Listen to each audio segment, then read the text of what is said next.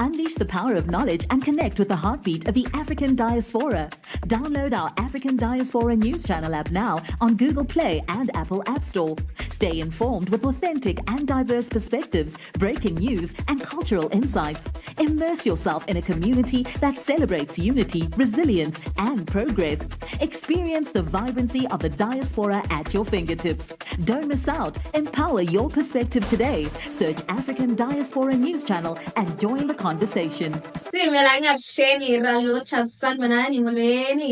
name is Naledi Mfoloe, and it is my absolute pleasure to welcome you to the latest edition of the African Diaspora News Channel, where we unravel the stories that shape our world and our communities. The Democratic Republic of Congo, the DRC, has filed a criminal complaint accusing tech giant Apple of being complicit in the illegal mining of minerals that fuel conflict, exploitation, and human suffering in one of Africa's richest yet most war-torn regions, right? Now, the lawsuit filed on Tuesday alleges that Apple, through its branches in France and Belgium, has knowingly benefited from minerals sourced from illegal mines in East Congo.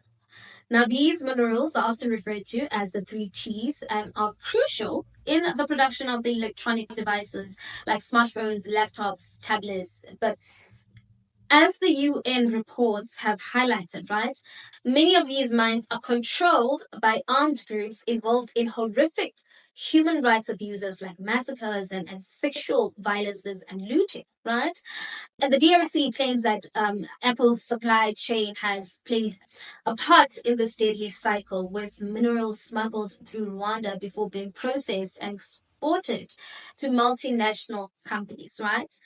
Now, in Apple's defense, the company has issued a statement strongly denying the claims. They argue that they hold their supplies to the highest standards and assert that they stopped sourcing minerals from the DRC and Rwanda due to concerns over the inability to verify the supply chain's transparency.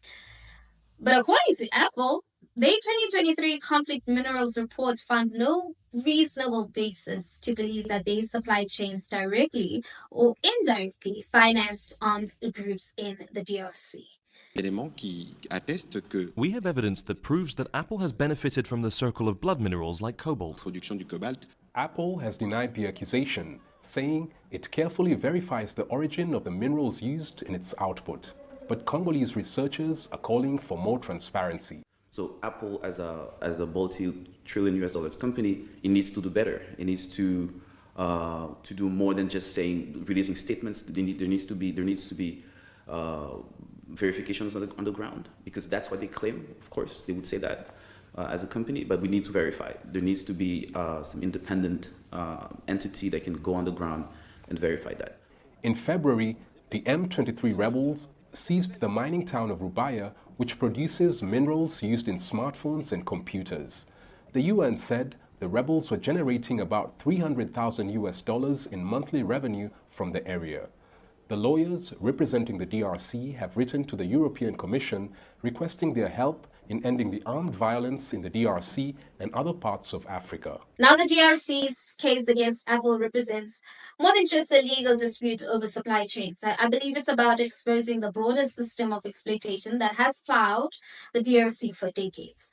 I mean, it's a predatory system that keeps the conflict alive, enabling corrupt actors to benefit from the plundering of natural resources while leaving communities devastated by violence and instability.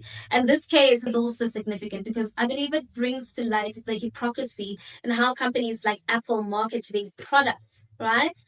I mean, the companies claim of using 100% recycled cobalt and a 99% recycled tungsten is in the new iPhone models is impressive.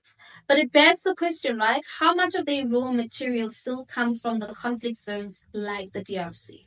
And how much of the company's messaging is simply as well-crafted attempt to paint over the cracks of the supply chain? And of course, right, Apple's defenders will argue that this is impossible to track every step in the complex global supply chain, and there's some truth to that, right?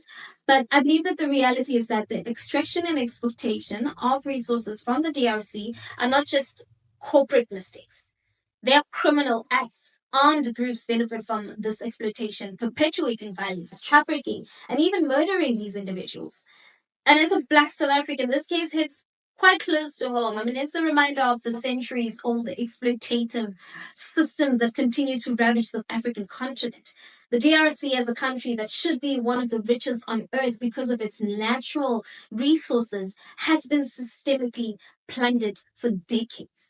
And while multinational corporations like Apple, with their billions in profits, claim to be socially responsible, the reality is that they are often complicit in the suffering of African people. And then let's not forget, right? This isn't just a DRC problem, it's a global issue.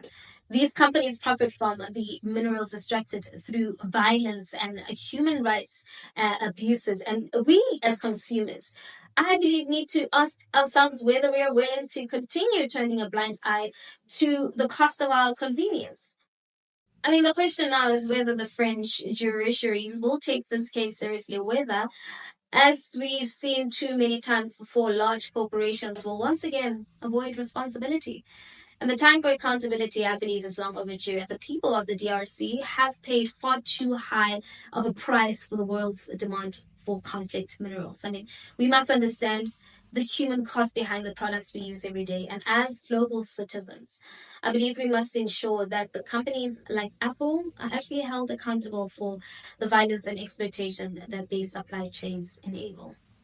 What are your thoughts on this? Please, we really want to hear from you. Let's continue the conversation in the comments section. And while you're at it, please don't forget to give this video a thumbs up. That's it from me. Till